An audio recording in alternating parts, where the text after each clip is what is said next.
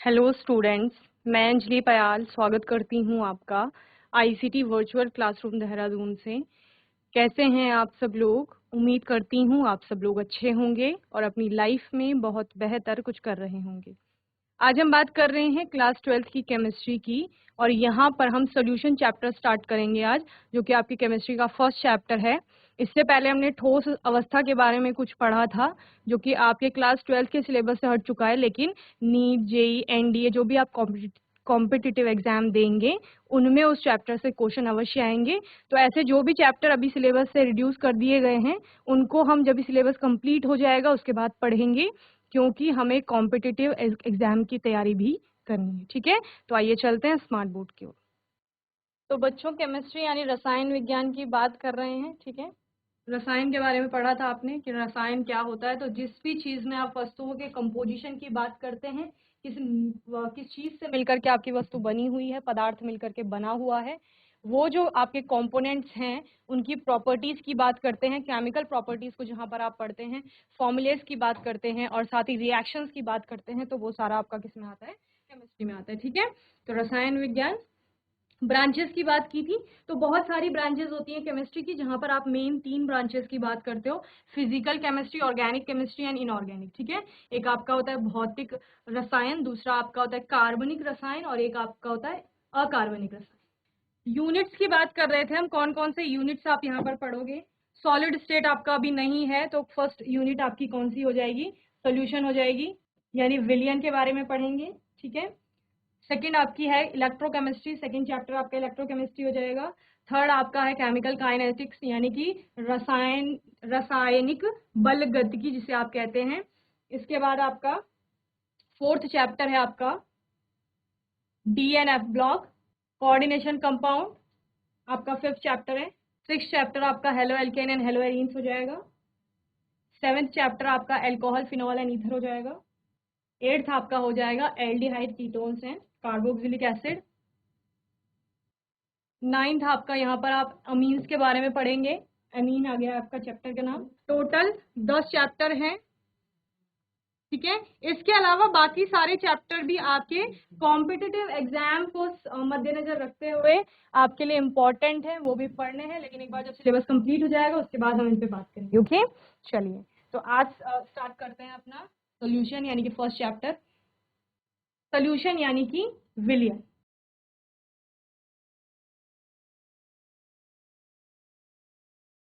विलियन क्या होता है? आपने अपने आसपास बहुत सारी चीजें देखी होंगी, बहुत सारे पदार्थ देखे होंगे, बहुत सारे मिश्रण देखे होंगे। ठीक है, 9th क्लास में आपने बहुत सारी चीजें पढ़ी थी। एक आपका आता था शुद्ध पदार्थ की कैटेगरी, और शुद्ध पदार्थ आपको कम देखने को मिलते हैं, मिक्सचर आपको ज्यादा देखने को मिलते हैं, यानी कि मिश्रण जिन्हें कहा जाता है। ओके, तो मिश्रणों में आप कैसे मिश्रण की बात करते हो? ऐसे मिश्रण की बात करते हो जो कैसा हो?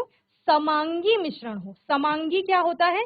समान अंगी। ठीक है, यानी कि जो भी उसमें अवयवी घटक हैं वो आपस में एक तरह से क्या हो रहे हैं?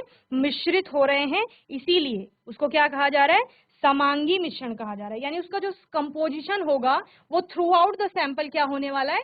सेम होने वाला है। जिससे आपने क्या कहा कि मैम हमने ग्लास लिया, ठीक है, उस ग्लास में हमने पानी डाला, ये आपका पानी है, ऊपर से हमने इसमें शुगर डाल दी यानी चीनी डाल दी, आपने इसको बहुत अच्छे से घोल लिया है। चीनी डाली आपने, आपने इसको बहुत अच्छे से घोल लिया है, तो चीनी क्या हो जाती है? पानी में अच्छी तरह से घुल जाती है। यानी कि अगर आप इस वाले पानी का ऊपर का ये वाला सिप लेंगे, यहाँ से पियेंगे पानी, तो मिठास उतनी ही होगी। यहाँ से अगर आप पियोगे तो भी मिठास उतनी होगी। यानी जो चीनी थी वो पानी में पूर्ण रूप से समान रूप से घुल चुकी है। तो कितनी चीजें थी? 2 चीजें थी आपकी। क्या क्या क्या? एक चीनी थी, यानी शक्कर भी आप इसे बोल सकते हैं, एक आपका पानी था। ठीक है, 2 थे, दोनों को आपने एक साथ मिलाया, और इस प्रकार से मिलाया कि through out the sample, through out the sample का मतलब क्या है? पूरा जो ये पानी का स्तर या विलियन का स्तर आपको जहां तक दिख रहा है, इस पूरे सैंपल में जो कंपोजिशन है, यानी कि जो मिठास की मात्रा की आप बात कर रहे हो, वो पूरे इस सोल्यूशन में आपका एक समान है। तो ये समांगी मिश्रण है, और समांगी मिश्रण को ही आपका क्या कहा जाता है? विलियन कहा जाता है। ओके, तो विलियन आपका क्या हो गया बच्चे? It is a homogeneous mixture. ये क्या है? ये एक समांगी मिश्रण है of two or more chemically non reacting species whose composition can vary, ठीक है, यानी कंपोजिशन कम ज्यादा हो सकता है विलियन में, किसी पानी में चीनी की मिठास ज्यादा है, किसी में कम भी हो सकती है, लेकिन क्या हो रहा है आपका दोनों नॉन रिएक्टिंग स्पीसीज हैं, यानी कि कोई नया पदार्थ वहां पर बनने की संभावना नहीं है, और क्या हो रहा है दोनों ही समांगी है, यानी through out the composition same हो रहा है, जैसे आपको यहाँ पर पिक्चर में भी दिख रहा है कि येलो और ब्लू पार्ट कैसे हैं, एक समान रूप से, यानी एक येलो है फिर ब्लू है फिर येलो है फिर ब्लू है, तो कंपोजिशन सेम है। तो विलियन क्या है, दो या दो से अधिक अवयवों के समांगी मिश्रण को विलियन कहा जाता है, जैसे नमक तथा जल का मिश्रण, ठीक है, यानी आपने क्या किया, पानी लिया, उसमें आपने नमक मिला दी, उसको अच्छे से घोल लिया है आपने, और घोलने के बाद आपको क्या दिख रहा है कि जो नमक आया है पानी में वो कैसा है, वो ऊपर भी उतना ही है, नीचे भी उतना ही है, बीच वाले पोर्शन में भी उतना ही है, तो कैसा जो संगठन था वो कैसा हो गया है, समान हो गया है, और गुण भी आप क्या कहोगे, गुण भी आपके समान है। ओके, ऑक्सीजन तथा नाइट्रोजन का मिश्रण हो गया, चीनी तथा जल का मिश्रण हो गया, ये सारे क्या हैं, विलियन के उदाहरण है, और किसके, समांगी मिश्रण के उदाहरण। ओके, तो विलियन यानी कि दो या दो से अधिक अवयवी घटकों का एक समांगी मिश्रण आपका विलियन कहलाता है। विलियन वही है जो समांगी मिश्रण होगा। ओके, चलिए नोट करेंगे जल्दी से।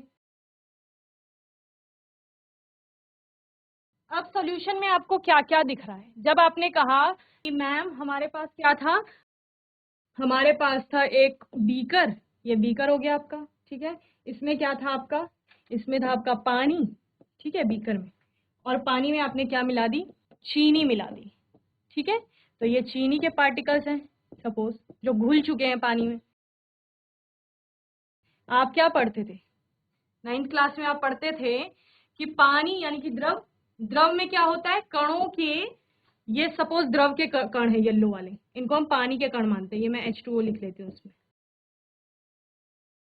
ये येलो वाले जितने भी आपको दिख रहे हैं ये H2O है, ठीक है, इनके बीच में रिक्त स्थान होता है। द्रव में आप क्या पढ़ते हो, कणों के बीच में अंतरा आणविक स्थान होता है, ठोस की अपेक्षा ज्यादा होता है और गैसों की अपेक्षा कम होता है, और यही वो अंतरा आणविक स्थान था जिसमें ये चीनी का कण, ये क्या है आपकी सपोज चीनी है, ठीक है, इसका कण आकर के बैठ गया है, जिसको आप क्या कह रहे हो कि वो घुल गया है। तो कितनी चीजें हैं यहाँ पर एक विलियन, ये सपोज विलियन है आपका, और इस विलियन में आपकी दो प्रकार के कण आपको दिख रहे हैं, या आप क्या बोल सकते हो, विलियन आपका दो अवयवी घटकों से मिलकर बना हुआ है, एक जो ये आपके येलो वाले दिख रहे हैं और एक ये जो आपके ब्लू वाले दिख रहे हैं, ठीक है।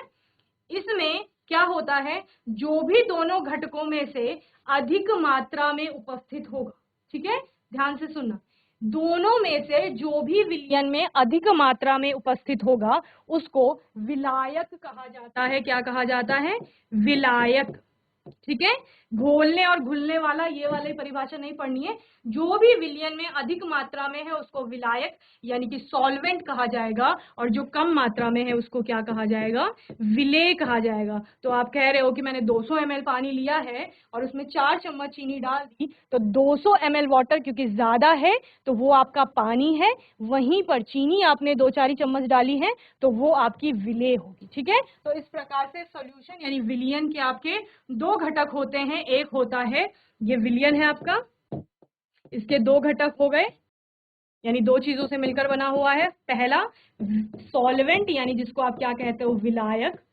ठीक है, और दूसरा क्या है बच्चे, विलेय।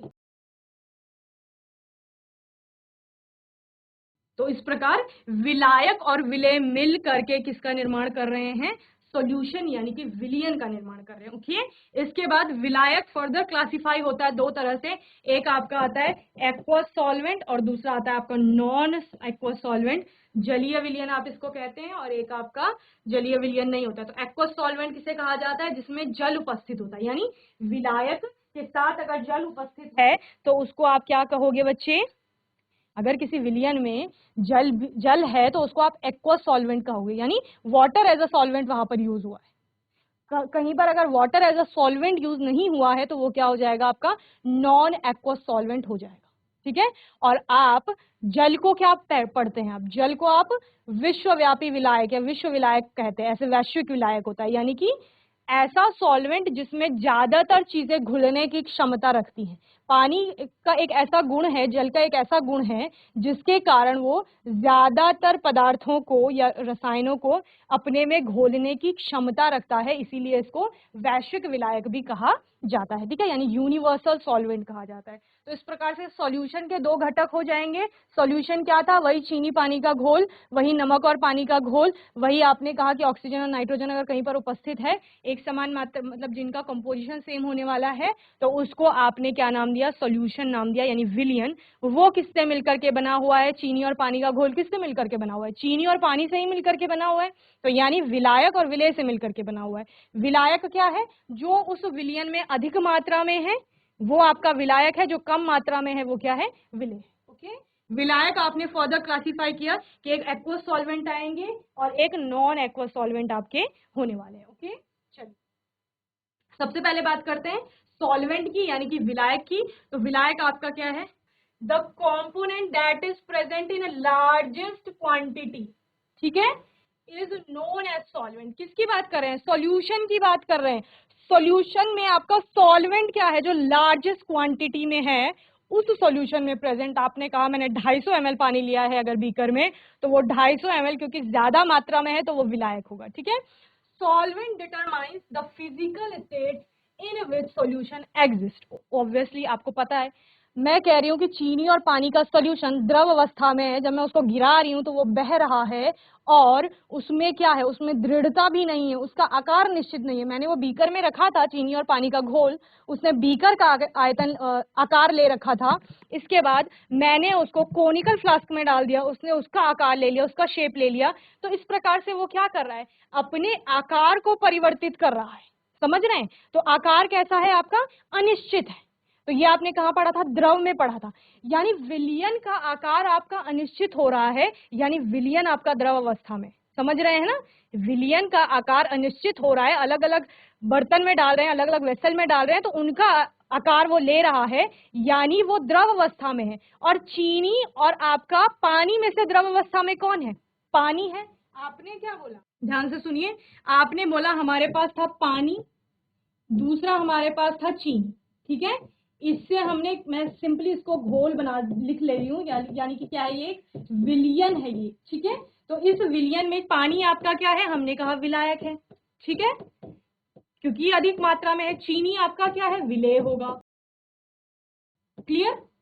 आपने कहा जो ये घोल है ये द्रव अवस्था में, क्यों, क्योंकि मैंने जब घोल को बीकर में रखा उसने बीकर का शेप ले लिया, जब भी मैंने उसे कोनिकल फ्लास्क में डाला उसने उसका शेप ले लिया, किसी भी वेसल में मैंने बॉटल में डाला उसने बॉटल का शेप ले लिया, तो आकार उसका अनिश्चित है, आयतन उसका लेकिन निश्चित है। मैंने अगर 200 ml घोल की बात कर रही हूँ तो वो सब जगह 200 ml ही रहा, तो यानी द्रव अवस्था में है। अब मुझे बताइए चीनी और पानी में द्रव अवस्था में कौन है, ऑब्वियसली पानी है, पानी आपका द्रव है, चीनी आपका क्या है, चीनी आपका ठोस है। तो यही यहाँ पर, यानी कि जो पूरा विलियन है उसकी जो अवस्था है, कौन सी अवस्था, भौतिक अवस्था, वो क्या है, द्रव। वो कौन डिटरमाइन कर रहा है, वो आपका विलायक डिटरमाइन कर रहा है, यानी कि सॉल्वेंट। यानी कि जिस भी विलियन में विलायक का जो भी भौतिक अवस्था होगी वही पूरे विलियन की भौतिक अवस्था होने वाली है, समझ रहे हैं। चीनी और पानी के घोल में पानी का चूंकि जो भौतिक अवस्था है वो क्या है, द्रव अवस्था है, इसीलिए चीनी और पानी का घोल जब भी बनाया गया तो वहां पर पूरे घोल की द्रव जो अवस्था थी वो भी क्या हो गई, द्रव हो गई। इसीलिए क्या कहा गया है, solvent determines the physical state in which solution exist. Okay, विलायक पूरे जो विलियन है उसकी भौतिक अवस्था को डिटरमाइन करता है। Okay, next, if a solvent is water then solution is known as aqueous solution. Okay, अगर आपका सॉल्वेंट विलायक हो जाता, आपका जो विलायक है वो वाटर यानी कि जल होगा, तो उस विलियन को क्या कहा जाता है, एक्वस सॉल्यूशन कहा जाता है। एक्वा वर्ड जब भी आएगा दैट मीन्स वाटर की बात हो रही है। ओके, तो यहां पर क्या कहा गया, अगर किसी भी विलियन में विलायक क्या है, जल है, तो उसको जलीय विलियन कहा जाएगा। ओके, वहीं पर if solvent is other than water, अगर जल नहीं है, जल के अलावा कुछ भी है विलायक, समझ रहे हैं, तो उसको क्या कहा जाएगा, then solution is known as the non aqueous solution. Okay, तो ये पूरा आपका विलायक के बारे में हो गया। विलायक क्या है, विलयन में सामान्यतः जो अवयव अधिक मात्रा में उपस्थित होता है उसे क्या कहते हैं, विलायक कहते हैं। विलायक विलयन की क्या करता है, भौतिक अवस्था निर्धारित करता है जिसमें विलयन विद्यमान होता है। ओके, उदाहरण के लिए आपने क्या देखा, चीनी तथा जल के विलयन में चीनी की मात्रा कम तथा जल की मात्रा अधिक होती है, अतः चीनी तथा जल के विलयन में चीनी क्या होगी, विलेय होगी आपकी, और जल क्या होगा, विलायक। ओके, एक और पॉइंट हमने यहां पर क्या लिखा बच्चे, कि यहां पर पानी या जल, जिसे आप लिखेंगे जल द्रव अवस्था में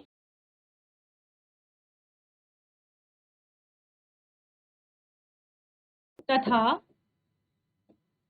चीनी आपकी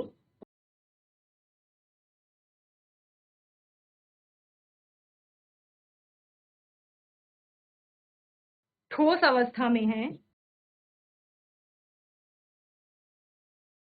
चूंकि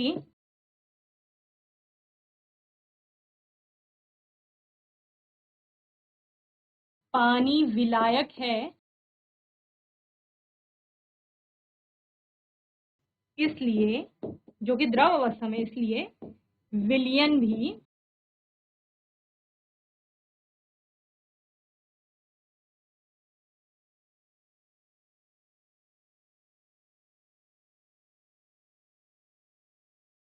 में, क्लियर है।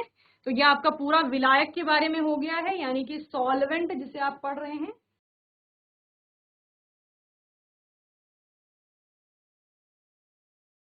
विलेय के बारे में बात करते हैं। विलेय क्या है, यानी सोल्यूट जिसे आप कह रहे हो। One or more components present in the solution other than solvent are called solute. क्या कहा गया, एक तो हमने बोला जो कम मात्रा में पाया जा रहा है, दूसरा हमने क्या बोला, वन और मोर कंपोनेंट्स। हमने यहाँ कहा कि चीनी और पानी का घोल है, यानी कि एक आपका विलायक है चीनी और एक आपका विलायक है पानी और एक आपका विलेय है चीनी। वहीं पर अगर मैं कहूं कि चीनी के साथ साथ आपने शुगर भी उसमें ऐड कर दी है, तो तब आपके सॉल्यूट कितने हो जाएंगे बच्चों, दो हो जाएंगे। चीनी के साथ साथ नमक भी हो जाएगा। ठीक है, कि आपने चीनी और नमक का घोल बनाया है पानी में, तो दो आपके सॉल्यूट हो गए। तो यही यहाँ पर यही कहा जाएगा वन और मोर कंपोनेंट्स, यानी एक या उससे अधिक घटक प्रेजेंट इन द सॉल्यूशन, जो विलयन में उपस्थित हैं, अदर देन सॉल्वेंट, विलायक के अतिरिक्त। ठीक है, विलायक के अलावा जो भी उसमें कम मात्रा में उपस्थित है उसको आपका विलेय कहा जाएगा। Component present in lesser amount, साथ साथ आप क्या कहते हैं, ऐसा अवयवी घटक जो कम मात्रा में वहां पर होगा उसको क्या कहा जाएगा, आपका सोल्यूट कहा जाएगा। तो विलेय क्या है, विलयन में जो अवयव कम मात्रा में उपस्थित है उसको विलेय कहा जाता है, या वो विलेय कहलाता है। किसी भी विलयन में विलेय एक या एक से अधिक हो सकता है। ओके, दूसरे शब्दों में विलयन में विलायक के अतिरिक्त उपस्थित एक या अधिक अवयव विलेय कहलाते हैं। ओके, चलिए, तो ये विलेय हो गया आपका, इसको नोट करेंगे। यहाँ पे देखो, आपको पूरा एक विलयन का दिखाया गया है कि आपका विलयन है, ये आपका विलेय हो गया, जो ये पार्टिकल्स हैं, और यहाँ पर सॉल्वेंट है जो कि ज्यादा मात्रा में आपको येलो कलर में दिखाई दे रहा है, वो सॉल्वेंट हो गया यानी कि विलायक, और उसमें कम मात्रा में सॉल्यूट उपस्थित है यानी कि विलेय। ओके, चलिए नोट करेंगे जल्दी से। हेलो, यस, क्या नाम है बच्चे? मेरा नाम रचित पांडे। रचित, बताइए विलेय क्या होता है, सॉल्यूट। विलय विलयन में जो अविव्या कम मात्रा में पाया जाता है विलय कहलाता है। वेरी गुड रचित, सिट डाउन बच्चे। GIC अमिया, आवाज आ रही है आपको? जी मैम आ रही है। यस, क्या नाम है आपका? मयंक पलड़िया। मयंक, बताइए हमें, रचित ने अभी बताया विलेय होता है जो कम मात्रा में उपस्थित होता है विलयन में। आप मुझे बताइए, विलेय एक से ज्यादा अधिक हो सकते हैं किसी विलयन में? हो सकता है मैम। जल्दी से आंसर कीजिए। यस, मैम हो सकता है। हो सकता है, वेरी गुड। सिट डाउन बच्चे।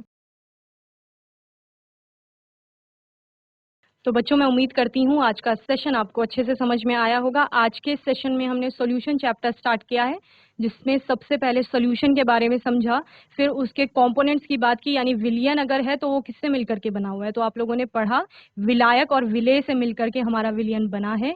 जीआईसी एकेश्वर से ईशांत, रचित, विवेक ने बहुत अच्छे से आंसर किया है। इसके अलावा जीआईसी अमिया से हमें मयंक ने आंसर किया है।